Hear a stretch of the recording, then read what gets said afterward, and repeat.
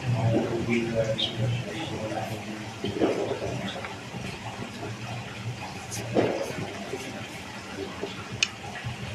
بسم الله الرحمن الرحيم. الحمد للمعلم الطلاب ومسهل الخير لمن يتعلم، ثم الصلاة والسلام على النبي وآله وصحبه جاء العظم. يا ربنا كفر عنا ذنوبنا ووالدينا ولمن هو مسلم. ندعوك اللهم علما نافعا من يومنا إلى الحساب يقوم. آمين آمين آمين ويا فتاح. آمين آمين آمين ويا عليم. Bismillahirrahmanirrahim. Qala al-mu'allif rahimahullah wa nafa'ana bihi wa bi'ulumihi fid dharain. Amin. Far'un sunnah dukhuli sholatin binasyatin. Ini sebuah cabang pembahasan. Sunnah disunnahkan dukhulu sholatin, masuk sholat binasyatin dengan semangat. Liannahu, karena sesungguhnya Allah Ta'ala dan matarikihi, Allah mencela tarikihi, orang yang meninggalkan nasyat atau meninggalkan semangat, biqaulihi, dengan firman Allah, wa idza qamu ila sholati qamu kusala, dan mereka ketika berdiri menuju sholat qamu kusala, mereka berdiri dengan malas-malasan. Wal kasalu, dan yang namanya malas-malasan itu al-futuru wat-tawani, al-futuru lesu wat-tawani, dan juga kendor. Disunnahkan masuk pada pelaksanaan sholat ini dengan riang gembira, dengan semangat, jangan lesu. Oh, diajak orkes aja semangat banget, bila diajak sholat lesu, diajak sholat kendor, jangan kendor.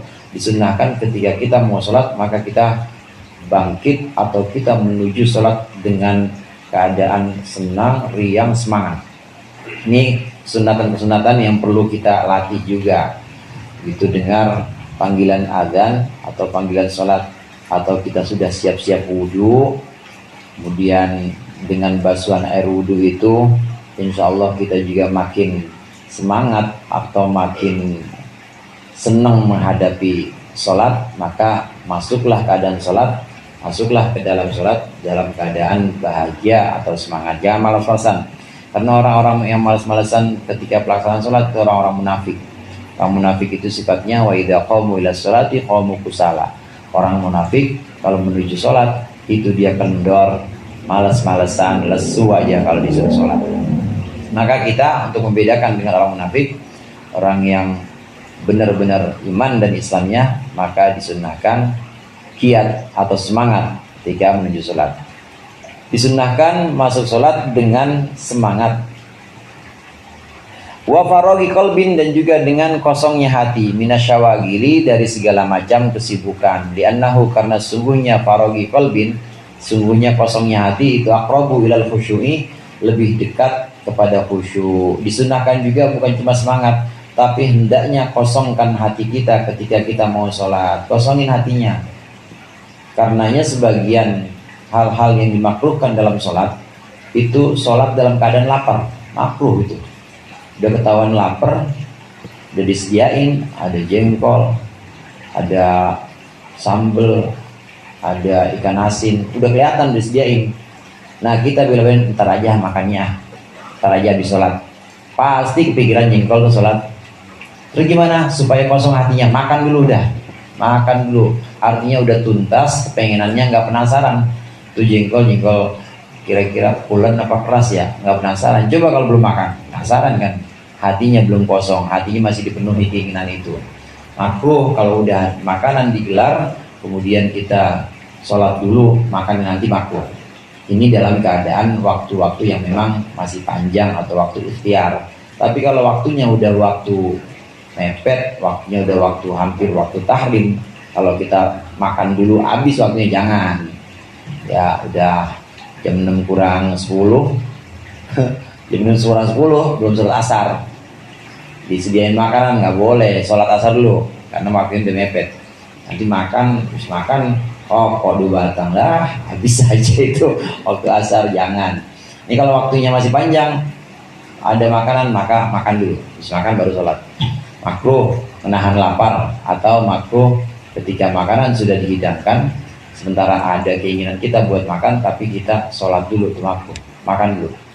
Begitu juga menahan buang air atau buang angin kentut atau buang air besar, buang air kecil ditahan, kebelet, makruh. Tuntasin dulu. Tuntasin artinya kamar mandi dulu. Ini buat mengosongkan hati juga. Gak bakal khusyuk dah kalau nahan itu, nahan lapar, nahan kencing atau kebelet, nggak bakal ini, nggak bakal khusyuk. Begitu juga banyak lah pokoknya dikosongkan hati kita dari segala hal yang menyibukkan hati sehingga kita tidak khusyuk, ya repot sama perut, repot sama pikirannya pengen ya jengkol tadi kan tuh, jadi nggak bakal khusyuk. Karena kalau sudah kosong hati kita itu biasanya khusus sholat kita. Ini ada di pembahasan, maaf ini bener ada nih, ada pembahasannya. Saya cari kitanya, saya pernah baca juga. Sayyidina Umar kalau buka puasa itu buka puasa sholat maghribnya entah. Beliau buka puasa dan buka puasanya dengan jima. Untuk apa? Untuk mengosongkan hatinya supaya selesai itu udah tuntas, nggak ada kepengenan itu. Sayyidina Umar ada itu hitanya. Ya kalau mau coba boleh Bang Agun. Ya. Dikosongkan hatinya dulu ya dari keinginan yang bisa mencegah kekhusyuan. Ya orang udah tanggung lihat ini bini pakai kemben aja. udah waktu sholat masih panjang, udah sikat dulu Bang Agun. Biar kosong hatinya. Wa sunnah, kata Farhan jorok nih kayaknya. Wa sunnah, dan disunnahkan fiha dalam sholat, ai fi sholatihi kulliha, dalam sholat seluruhnya sholat disunnahkan khusyu'un bi qalbihi, khusyuk dengan hatinya, biarlah yahdura fihi, sekiranya tidak hadir fihi di dalam hati, tidak hadir ghairu ma huwa fihi, selain perkara yang orang itu fihi di dalamnya, di dalam perkara tersebut. Misalnya baca-bacaan, zikir-zikir dan sebagainya. Wa in ta'allaqa bil akhirati, meskipun bergantungan atau berkaitan sesuatu tadi bil akhirati, dengan akhirat, disunnahkan khusyuk, disunnahkan sholat itu khusyuk. Bahkan sebagian ulama ini mengatakan khusyuk itu termasuk syarat sah sholat. Jadi syarat sah sholat bukan cuma syarat sah sholat, ya bukan cuma baca Fatihah, takbiratul ihram dan sebagainya, bukan. Tapi syarat atau fardunya sholat, rukunnya sholat itu diantaranya khusyuk. Sebagian ulama mengatakan diantaranya Imam Ghazali menyebutkan termasuk rukun sholat yang harus ada, bukan cuma takbiratul ihram, Fatihah, sujud, rukun, bukan. Khusyuk harus khusyuk, bukan cuma tumaninah, khusyuk harus khusyuk. Karena kalau nggak khusyuk, maka itu sholatnya sholat orang-orang yang lalai. Kalau sholatnya sholat orang yang lalai, maka tidak akan tanha anil fahsyai wal munkar, bahkan bisa mencegah keji dan munkar. Meskipun ini sulit, karena itu sebagian ulama lainnya mengatakan khusyuk bukan rukun. Khusyuk hadirnya hati, bahwa dia sedang sholat dan dia sedang baca Fatihah, hati ikut hadir baca Fatihah, dia lagi baca subhana rabbiyal azim wa bihamdi, hati ikut baca subhana rabbiyal azim wa bihamdi, itu namanya khusyuk. Hati ikut hadir dalam bacaan-bacaan atau dalam segala zikir yang sedang kita lakukan. Ruku, hatinya ikut ruku, itu namanya khusyuk. Sujud, hatinya ikut sujud sambil baca subhana rabbiyal a'la, itu namanya khusyuk. Sebagian ulama mengatakan tidak rukun, bukan rukun, tapi hanya sunnah. Dan di sini makanya sunnah, wa sunnah fiha, disunnahkan. Tapi tetap dalam satu hal yang namanya takbiratul ihram itu wajib khusyuk. Dalam takbiratul ihram wajib hatinya hadir. Allahu Akbar, takbir yang pertama, Allahu Akbar. Di situ harus ada aku sholat fardu isya 4 rakaat, harus ada. Allahu Akbar, mulutnya Allahu Akbar, pikirannya ke GoPay, letter gua nggak bisa dipakai. Pikirannya ke sono, nggak sah. Harus waktu Allahu Akbar, hatinya harus aku sholat fardu maghrib 3 rakaat harus tuh. Nah, ulama fikih yang menganggap bahwa khusyuk itu cuma sunnah, ini mewajibkan khusyuk hanya pada takbiratul ihram aja. Takbiratul ihram wajib hadir hati. Karena kalau saat takbiratul ihram hati nggak hadir, batal sholatnya. Karena nggak ada niat. Tidak ada niat di situ. Sebab niat tempatnya di hati. Niat itu tempatnya bukan di mulut. Niat tempatnya di hati. Jadi hati harus ada usolli. Di hati harus ada, orang dulu sebutnya apa maksudnya, sajaku ya. Sajaku, sholat asar, ada sajaku. Harus aja ada sajaku atau maksudku, aku bermaksud sholat asar itu harus ada dalam hati. Nih, kalau ada pertanyaan, lah kalau begitu mah orang nggak ada yang sah semua rukun-rukunnya. Kalau khusyuk harus panjang sholat, nggak ada yang sah. Terus gimana dengan orang-orang awam? Gimana dengan ijma atau kesepakatan ulama fikih fuqaha yang mengatakan bahwa khusyuk cuma di takbiratul ihram aja, nggak wajib semuanya? Gimana? Maka kalau ada sanggahan seperti itu, kalau ada yang menyanggah seperti itu, ulama fikih mensyaratkan hanya saat takbiratul ihram saja, maka jawabannya kata Imam Ghazali, kan udah saya bilang dulu di awal Ihya nih, kan sudah saya bilang ulama fikih itu ulama dunia. Imam Syafi'i itu, Imam Ghazali, ulama fikih itu ulama dunia, bukan ulama khairat, kata Imam Ghazali. Ulama fikih itu memang ulama yang tugasnya mengatur dunia, dan wajib ada juga, harus ada juga meskipun ulama dunia, tetap ulama fikih itu penting dan perlu, karena pemerintah atau penguasa sultan, ya sekarang mungkin presiden dan pemerintahan, itu perlu dikasih masukan atau ajaran-ajaran, nilai-nilai yang mereka nanti akan terapkan dalam undang-undang, dalam peraturan-peraturan, harus ada, karena yang ngatur itu adalah pemerintah. Nah, pemerintah harus disetir sama ulama fikih ini. Ulama fikih yang bisa nyetir ini. Nah, fikih itu urusannya ngatur dunia, ngatur gimana orang kumpul-kumpul sholat jamaah, gimana orang kumpul-kumpul biar rukun meskipun dia non muslim dengan muslim. Nah, itu ulama fikih urusannya, ngatur dunia, ulama dunia. Nah, untuk standar ini, karena standarnya dunia, maka diturunin khusyuk tidak semua, dan tidak harus dalam semua pelaksanaan sholat, cukup di takbiratul ihram saja. Ini ulama fikih ya, jadi diturunin standarnya lebih rendah. Tapi kalau ulama akhirat yang sesungguhnya, al ulama billah, orang-orang yang mengenal Allah, supaya pengen atau supaya bisa benar-benar mengenal Allah seseorang, maka sholatnya harus khusyuk.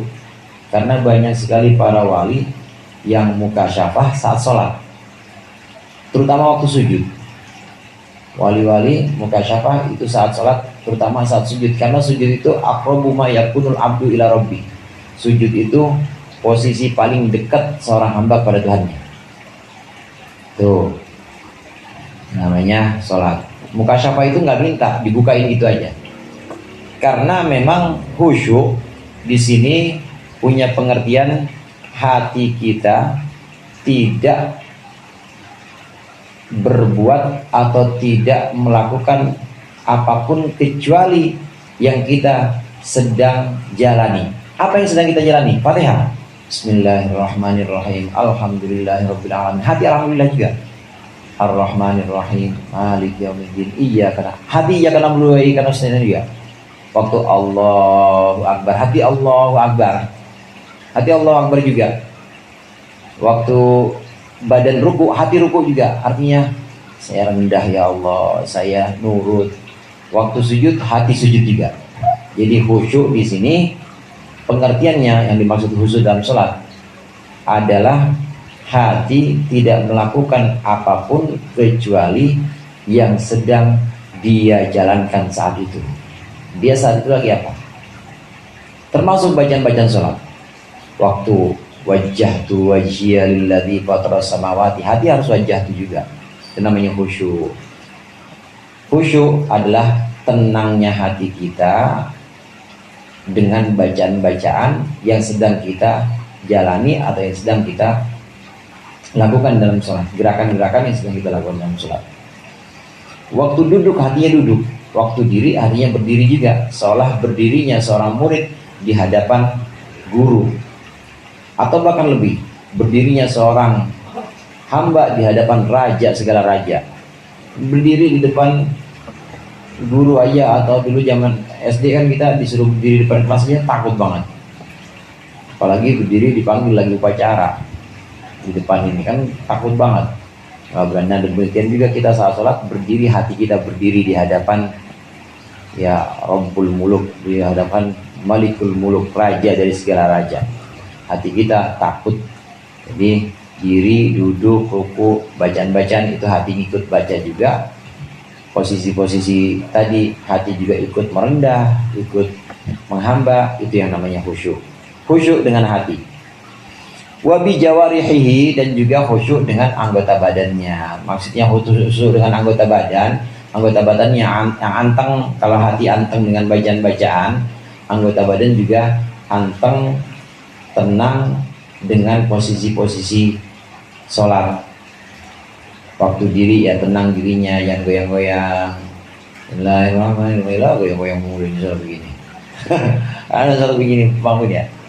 Londolin amin, ada begini. Ada goyang-goyang. Waktu ini waktu apa? Sujud misalnya. Ya garuk lah, digaruk apa aja digaruk sama dia. Waktu duduk, nah itu namanya nggak khusyuk. Ada orang sholat waktu zaman Nabi, sholat dia sambil sholat pengen jenggot. Kata Nabi, kalau hati orang ini khusyuk, pasti badannya khusyuk juga. Berarti dia pegang jenggot gak khusyuk tuh hatinya. Kalau hatinya khusyuk, pasti badannya khusyuk, pasti badannya tenang. Khusyuk dengan badan, bialla ya'abatha bi'ahadihima.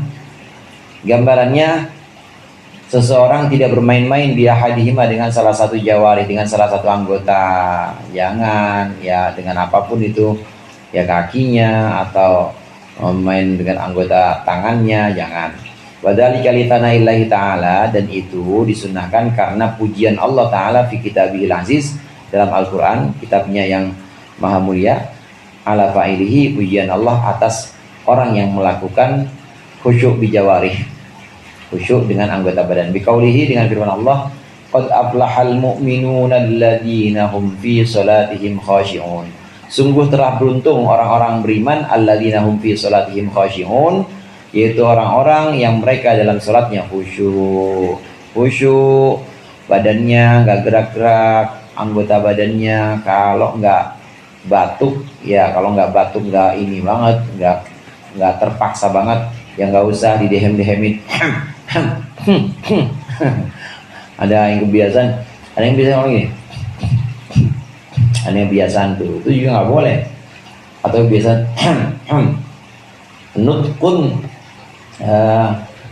an-nutqu biharfin mubhimin yubtilu sholat. Suara dengan satu huruf yang ada artinya bisa batalin sholat.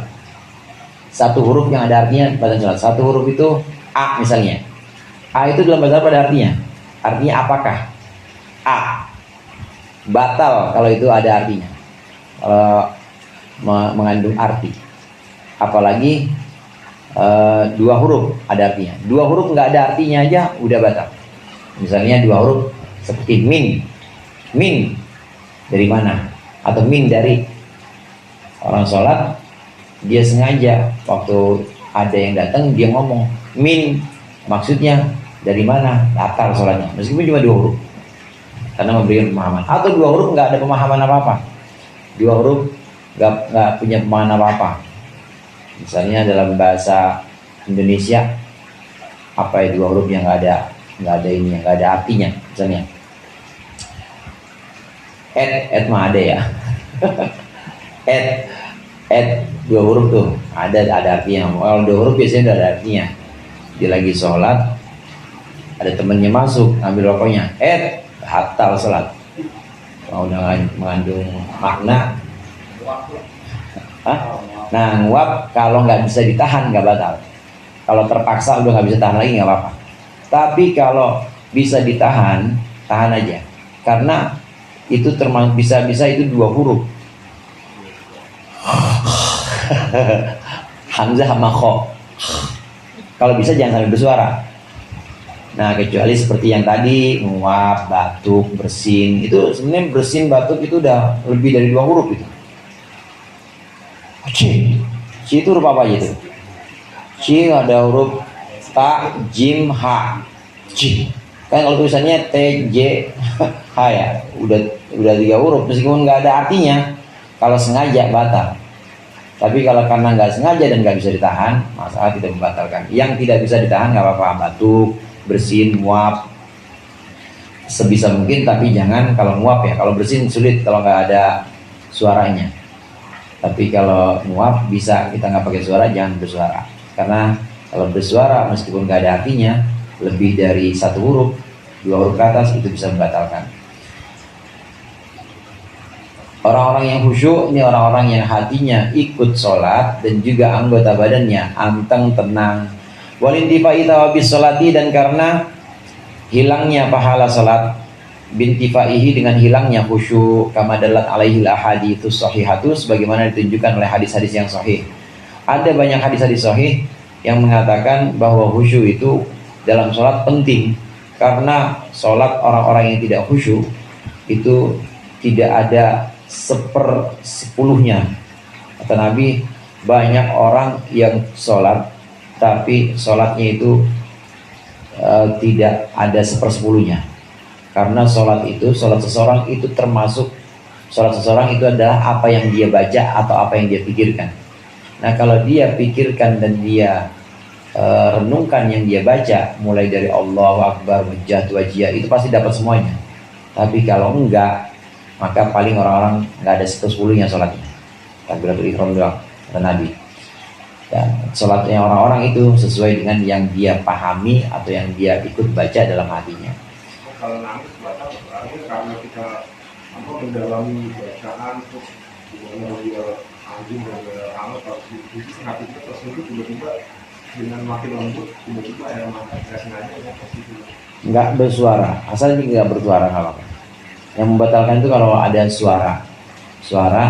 Nah, ini pun kalau tidak bisa, kalau masih bisa ditahan tapi ternyata tetap keluar, nggak batal. Jadi sesuatu yang sifatnya itu mendesak atau sesuatu yang sifatnya tidak bisa dilawan, istilahnya itu ittirori udah nggak bisa ditahan, nah itu nggak apa-apa, nggak batalkan. Tapi yang kalau masih bisa ditahan, kita nangis cuma netes air mata aja, nggak seguk-segukan, bisa tahan aja, nggak apa-apa, nggak batalkan. Nah, cuma kalau dinangis-nangisin batal. Batal itu.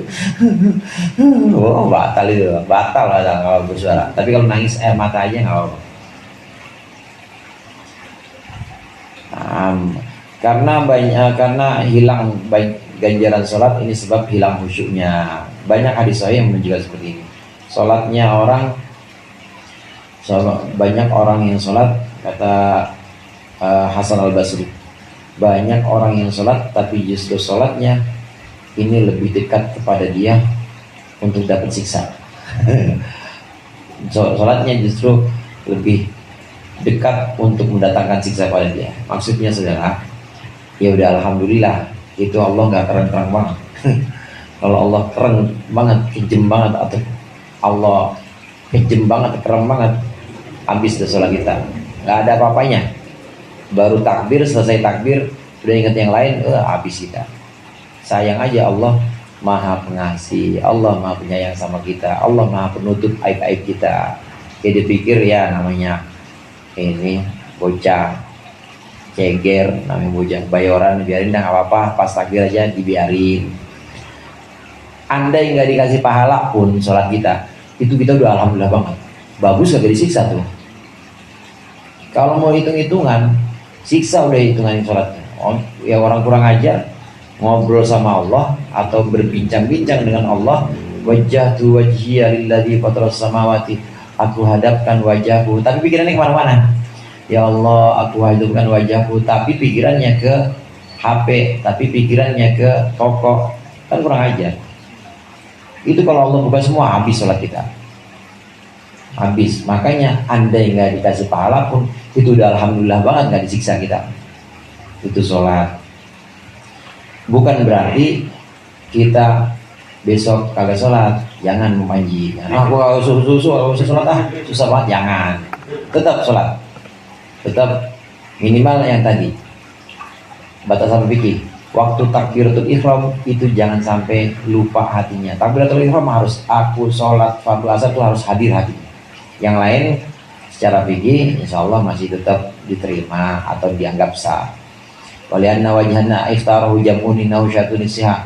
Dan karena sesungguhnya untuk kita ada satu alasan atau ada satu pandangan yang dipilih oleh sekelompok ulama, innahu syatun istihati, bahwasanya khusyuk termasuk syarat untuk sah sholat. Nih yang tadi saya sampaikan, Imam Ghazali diantaranya. Wa mimma yuhasil khusyu'a istihdaruhu annahu baina yaday malikil muluk wallahu a'lam bishawab.